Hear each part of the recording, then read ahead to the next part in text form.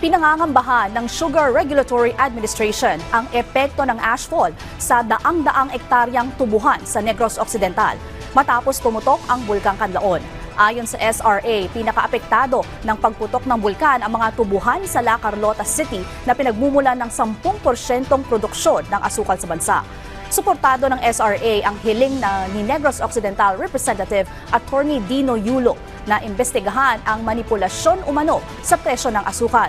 Mula kasi sa 2,900 pesos kada sako ng asukal, bumagsak ang farm gate price sa higit kumulang 2,400 pesos. Pero hindi naman nagbabago ang presyo sa mga palengke. This situation is now alarming. These prices have fallen below production costs. This amount represents food on the table. This aberration is a product of artificial manipulation.